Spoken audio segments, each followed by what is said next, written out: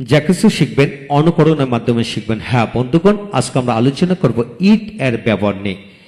ইট এর ব্যবহার ইংরেজিতে 16টি গঠনের ব্যবহার রয়েছে। এদের মধ্যে আবার বহুমাত্রিক গঠন রয়েছে। বহুমাত্রিক গঠনের সাথে বিভিন্ন অক্সিলারি যুক্ত করে হাজার হাজার বাক্য বানিয়ে পড়া যায়। হ্যাঁ বন্ধুগণ, ইতিমধ্যে আমরা 14টি ভিডিও লেকচার দিয়েছি ইট এর ব্যবহার উপর। প্রতিটি ব্যবহার অনেক বড় বড় ব্যবহার, সেগুলি মানে যেখানে যতগুলি ব্যবহার দরকার, যত ধরনের ব্যবহার হয়, বাক্য হয়, সকল বাক্যগুলি প্রতিটি ক্ষেত্রে কিন্তু দিয়ে আমরা আলোচনা করেছি। তারা উক্ত ভিডিওগুলো দেখুন। যদি আপনি ইটের সকল ধরনের ব্যবহার সমস্ত জীবনের জন্য মনে রাখতে চান, তাহলে সবগুলি ভিডিও অবশ্যই দেখবেন।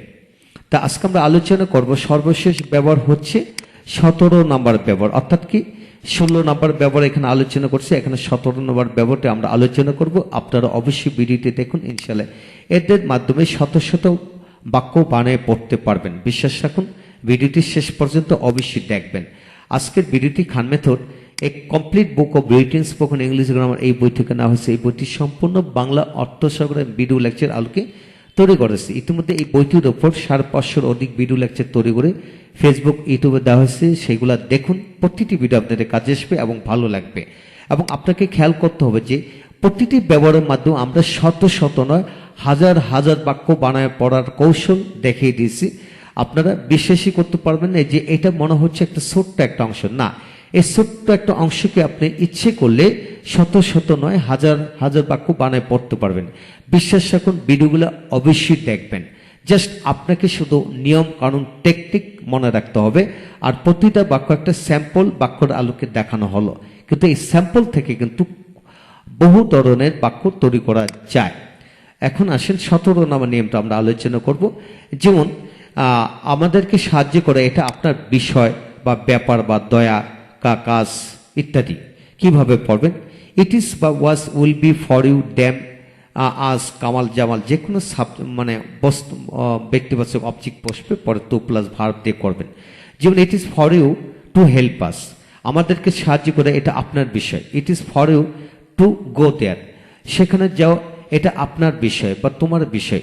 ইট is for you to help to feed us, এটা আমাদেরকে খাওয়ানো তোমার বিষয়। It is for you to to do the work, কাজটি করা এটা আপনার বিষয়। অর্থাৎ কি এখানে টু প্লাস ভার্ব এর জায়গায় যে কোনো ভার্ব বসে কিন্তু পড়তে পারবেন।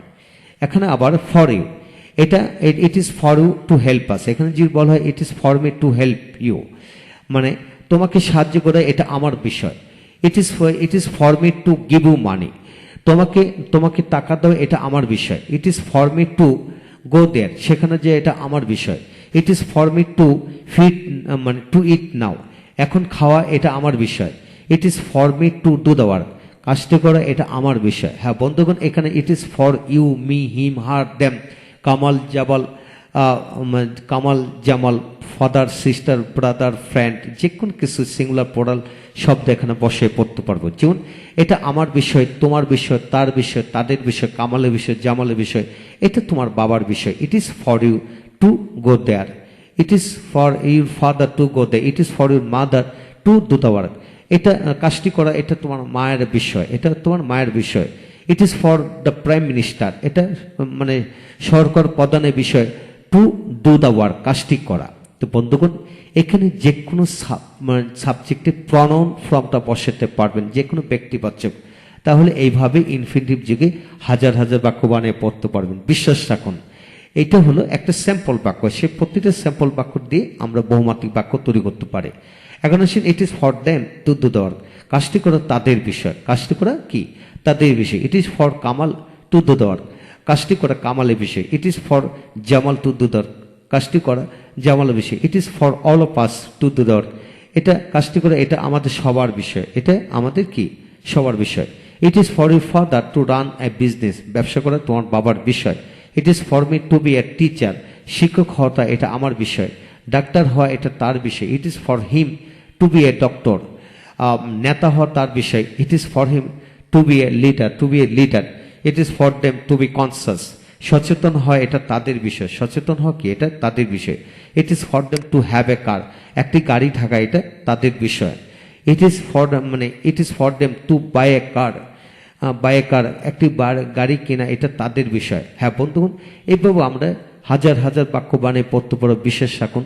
আপনাকে শুধু খেয়াল করতে হবে যে এখানে for you, me, him, her, them যে কোনো ব্যক্তিবাচক বসাতে পারবো।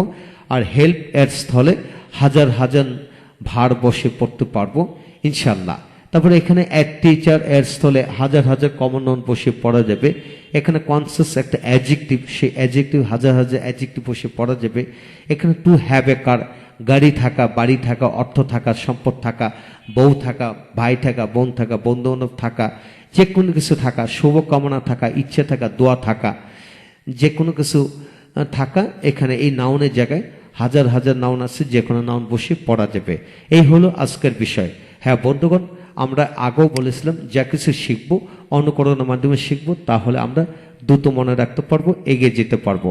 আপনাকে শুধু কাজ হলো প্রতিটা বাক্যের নমুনা আলোকে শত শত বাক্য বানিয়ে পড়া যায় সেই বিশ্বাসটা রাখা, তাহলে আপনি বানিয়ে পড়তে পারবেন। আপনি যদি বিশ্বাস নাই বা থাকে, তাহলে আপনি জীবনও একটা বাক্যর আদলে হাজারো বাক্য বানিয়ে পড়তে পারবেন না, যদি বিশ্বাস না থাকে। যা হোক বন্ধুগণ, তো ইট 16টি গঠনের ব্যবহার ইতিমধ্যে আমরা 15টি ভিডিও লেকচারের মাধ্যমে শেষ করেছি আলহামদুলিল্লাহ।